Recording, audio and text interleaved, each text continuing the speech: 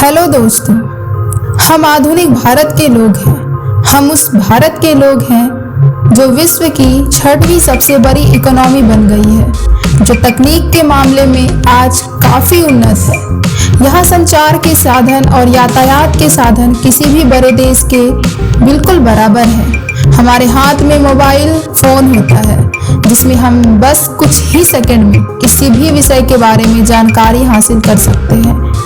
हमें जहाँ जाना हो पल भर में दूरी तय कर लेते हैं। 1000 साल पहले का भारत कैसा रहा होगा? कैसे लोग अपनी रोजमर्रा की जिंदगी में आने वाली चुनौतियों से निपटते रहे होंगे? तो दोस्तों, आज हम इन्हीं सब सवालों का जवाब तलाशने की कोशिश करेंगे। उससे पहले हम आपको बता दें, आप देख रहे हैं मिस्टीरियस पॉडकास्ट चैनल। तो आपसे एक नम्र निवेदन है कि अगर आप हमारे चैनल को सब्सक्राइब नहीं किए हैं तो सब्सक्राइब कर बेल आइकन जरूर प्रेस कर लें, जिससे हमारा कॉन्फिडेंस बढ़ता रहे और हमें सपोर्ट मिलता रहे। और लाइक करना बिल्कुल ना भूलें, जिससे हमें मोटिवेशन मिलता रहे। तो आइए बिना देर किए हुए हम स्टार्ट करते हैं। Then let's get started. यह वीडियो बहुत ही रोचक और जानकारी से भरपूर तो है ही, तो इसलिए अंत तक वीडियो तक बने रहें। तो दोस्तों, आज हम भारत को देखते हैं तो हमें लगता है जरूर कि भारत एरिया के मामले में काफी बड़ा देश है, लेकिन 1000 साल पहले का भारत इससे भी कई गुना विशाल था। बीते 1000 साल में भारत देश ने विभाजन के कई दंश सहे हैं, जिसके चलते भारत के कई महत्वपूर्ण इलाके अलग हो गए हैं और आज अपनी एक अलग देश की पहचान बनाकर दुनिया में अस्तित्व में है। लेकिन 1000 साल पहले ऐसा नहीं था, बिल्कुल भी ऐसा नहीं था।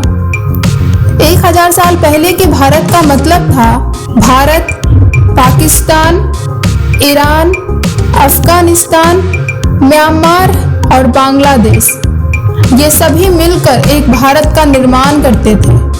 भारत देश क्षेत्रफल की दृष्टि से उस वक्त बहुत ज़्यादा विशाल था। शायद इसलिए पहले मुगलों का भारत पर आगमन शुरू हुआ।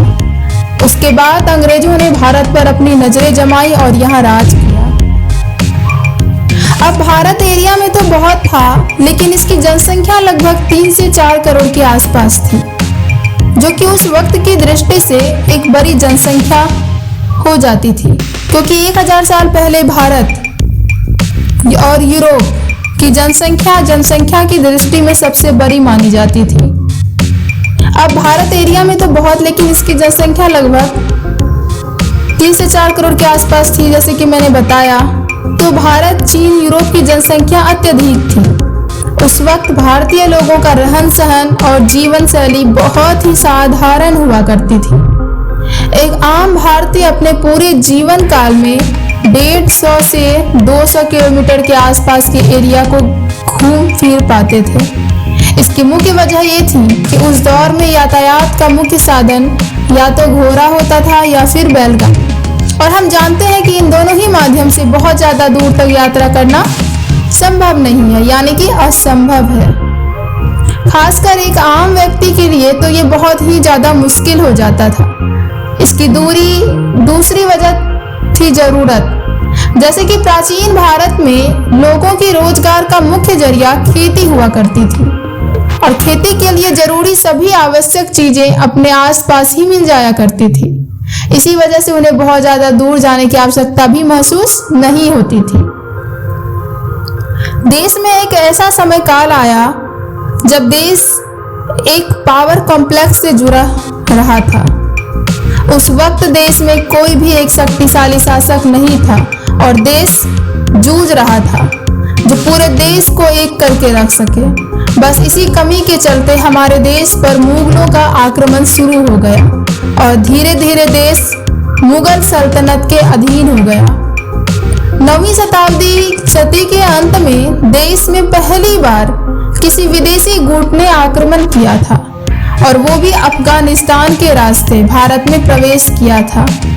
उस वक्त देश में पल्लव, चोल, राष्ट्रकूट और चालुक्य वंश जैसे कुछ ऐसे राजघराने थे जो ताकतवर थे। इसके अलावा पूरा देश कई छोटे छोटे शासक तक ही सीमित था। वो पूरे देश पर शासन करने का कभी सपना नहीं देखते थे, और यही उस वक्त की सबसे बड़ी कमजोरी थी। इसी कमजोरी को मुगलों ने अच्छी तरह से समझ लिया था।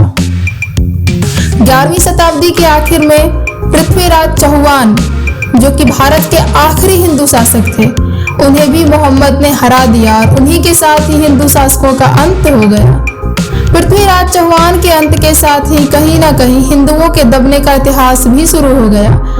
ये कहना गलत नहीं होगा। उसके बाद उत्तर का क्षेत्र पूरी तरह से मुगलों के हाथ में आ चुका था। उत्तर का क्षेत्र अर्थव्यवस्था के लिहाज से बहुत मायने रखता था, क्योंकि उधर की भूमि बहुत उपजाऊ तो थी ही साथ यही वो क्षेत्र था जो भारत को चीन, यूरोप, रूस और सेंट्रल एशिया से जोड़ता था। इस समय हर शासक का सपना होता था कि वो दिल्ली पर राज कर सके, क्योंकि दिल्ली देश का केंद्र होने के कारण साथ साथ व्यापार का भी केंद्र था। हमारे देश को सोने की चिड़िया कहा जाता था। ये बात तो आपने सुनी ही होगी, पर ऐसा क्यों कहा जाता था, वो कारण भी आज आप जान लीजिए। असल में आज से 1000 साल पहले का जो समय था वो भारत के लिए आर्थिक रूप से बहुत ही अच्छा था। आज हम जीडीपी की बात करते हैं। हम देखते हैं कि इंडिया आर्थिक मोर्चे पर चीन से पीछे है। एक्सपोर्ट्स की बात हो या जीडीपी की बात हो, एक्सपोर्ट इंपोर्ट की बात हो, दोनों ही मामले में चीन आज हमसे काफी आगे दिखाई देता है। पर आज से 1000 साल पहले ऐसा नहीं था।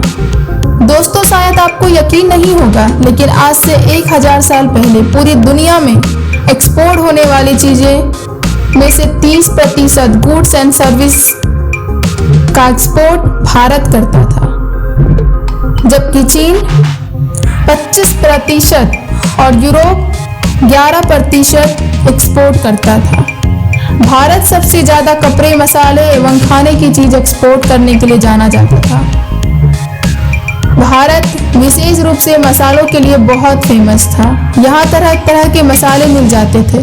तभी तो यूरोपीय देशों में भारत के बारे में आज भी कहा जाता है कि हम भारतीय बहुत ही मसालों का प्रयोग करते हैं। लेकिन ये आज की बात नहीं है, बल्कि हम बहुत पुराने वक्त से मसालों का उपयोग करते आ रहे हैं। या यूं कहें कि मसालों के जनक हम ही हैं, तो ये भी कहना गलत नहीं होगा। यदि लोगों की जीवन शैली की बात करें तो लोग ग्रामीण जीवन जीना पसंद करते थे, इसलिए कुल आबादी का 10% ही मात्र शहर में रहते थे। बाकी के 90% लोग गांव में ही रहा करते थे। गांव की जीवन शैली बहुत ही सरल थी। अधिकतर लोग खेती पर ही निर्भर रहते थे, इसलिए हर गांव में पानी की व्यवस्था करना बहुत ही आवश्यक होता था। जिन गांवों में प्राकृतिक रूप से तालाब बने हुए थे, वहां पर तो कोई समस्या नहीं थी। पर ऐसे गांव जहां तालाब नहीं थे, वहां तालाब खुदवाया जाता था, ताकि बरसात का पानी उसमें संचय किया जा सके। खेतों की सिंचाई के लिए किसान मुख्य रूप से बरसात के पानी पर ही निर्भर रहा करते थे। हर गांव अपने आप में बहुत ही खास हुआ करता था। उस जमाने में शायद ही कोई ऐसा गांव रहा हो जहां पर कोई मंदिर ना हो। गांव में एक आम मंदिर होने के साथ साथ कुलदेवी का भी मंदिर हुआ करता था, जिसके बारे में लोगों की मान्यता रहती थी कि वो गांव की देवी है, और कोई भी सूर्य कार्य करने से पहले वो लोग उस मंदिर पर पूजा अर्चना करते थे। 1000 साल पहले भी बाजार हुआ करते थे, लेकिन वो बाजार आज की तरह आधुनिक नहीं होते थे। उसमें से बस कुछ जरूरत की चीजें मिला करती थी। लोग दुकान भी लगाते थे, लेकिन उन दुकानों में अधिकतर कपड़े, खाने के सामान, मसाले, इत्र, पूजन सामग्री इत्यादि ही मिला करती थी। उस जमाने में मुद्रा का भी चलन था। लोग सामान खरीदने के बदले मुद्रा दिया करते थे, लेकिन ऐसा नहीं था कि मुद्रा नहीं हो तो लोग सामान नहीं खरीद सकते थे। मुद्रा की जगह कुछ और चीज देकर भी सामान खरीदा जा सकता था। जैसे कपड़े खरीदने के लिए गेहूं, फल के बदले चावल इत्यादि देकर भी लोग सामान खरीद लेते थे। दोस्तों, उस दौर में न्याय व्यवस्था पंचों के हाथ में होती थी। वैसे तो हर गांव किसी न किसी राजा के अधीन होता था, पर गांव की हर एक समस्या राजा तक नहीं पहुंचती थी, क्योंकि उसका निराकरण गांव में ही किया जाता था और वे पंचों के द्वारा किया जाता था। पंच आमतौर पर वही व्यक्ति बनते थे जिनका गांव में कुछ रुतबा होता था। दोस्तों, जैसा कि हमने बताया कि उस दौर में व्यापार के बहुत ज्यादा साधन नहीं होते थे।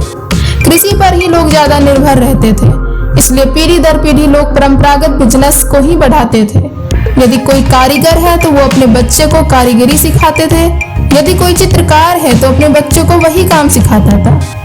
दोस्तों, उस दौर की शिक्षा व्यवस्था भी गुरुकुल के माध्यम से ही संचालित होती थी। गुरुकुल में विद्यार्थी पढ़ने के लिए आते थे और विभिन्न विषयों पर शिक्षा अर्जित करते थे। विद्यार्थी न सिर्फ अपने देश के बल्कि कई विदेशों मुल्कों से भी आते थे। दोस्तों, आज की तरह ही उस वक्त भी शादी एक बहुत महत्वपूर्ण संस्कार हुआ करती थी और उतनी ही धूमधाम के साथ कराया जाता था। हर गांव का ये रिवाज था कि एक ही गांव में एक ही गोत्र में शादी नहीं होगी और इसलिए हर किसी की शादी किसी दूसरे गांव में और दूसरे गोत्र में होती थी। शादी का कार्यक्रम आज की तरह 1 या 2 दिन में नहीं समाप्त होता था, बल्कि 1000 साल पहले की शादियां 7 से 10 दिनों तक चलती थी। बारात का आना और उनकी मेजबानी करने में ही 4 से 5 दिन लग जाया करते थे। आज की तरह नहीं था कि जिसके घर में शादी है बस उसी के लिए उत्साह। समय किसी की भी शादी होने पर गांव बहुत ही उत्साहित होता था, मानो उन्हीं के घर बारात आ रही हो और उनके पुत्र पुत्री की शादी होने वाली हो। दोस्तों, आज की तरह उस वक्त भी शादी एक बहुत महत्वपूर्ण संस्कार हुआ करती थी। उस दौर में कारखाने आदि नहीं हुआ करते थे। यही कारण था कि तब तक लोग वायु प्रदूषण जैसी चीजों के बारे में नहीं जानते थे। दोस्तों, आज से 1000 साल पहले का भारत कुछ इस तरह था। हाँ, चुनौतियां थी, लेकिन लोगों में जिंदा दिली थी। लोग तब जिंदगी को इतनी खुली मानसिकता के साथ जीते थे जितना आज नहीं जी पाते हैं। आज के दौर में सब परेशान रहते हैं, सब डिप्रेस्ड रहते हैं, सब फ्रस्ट्रेट रहते हैं, सबको पैसों कमाने की होड़ लगी हुई है, लेकिन असल खुशियां कोई हासिल नहीं कर पाता। तो मैं तो बस इतना ही चाहूंगी कि खुशी सबसे ज्यादा इम्पोर्टेंट है। तो पैसे हमारी जिंदगी की नीड हो सकती है, चाहत नहीं हो सकती। तो इसलिए जो हमारी एक्चुअल खुशी है, जो हमारे एक्चुअल लाइफ है, हम उन पे ध्यान दें, उन पे कंसंट्रेट करें। बहुत छोटी सी लाइफ है, उसको एंजॉय करके जियो, खुल कर जियो। तो इसी के साथ आज का वीडियो मैं समाप्त करूंगी। तो आपको मैं बता दूं कि ऐसे ही नई नई जानकारियाँ, नई नई रहस्य आपके सामने इस चैनल के माध्यम से मैं आपके सामने हमेशा लाती रहूँगी। तो बस आपसे एक विनती है कि अगर आपको हमारा वीडियो पसंद आया हो, नॉलेजेबल लगा हो, तो प्लीज़ हमारे मिस्टीरियस पॉडकास्ट चैनल को सब्सक्राइब कर बेल आइकन जरूर प्रेस कर लें और कमेंट के माध्यम से अपनी राय साझा करें कि आपको हमारा आज का यह वीडियो कैसा लगा। तो मिलते हैं नेक्स्ट वीडियो के साथ। अभी के लिए धन्यवाद। जय हिंद।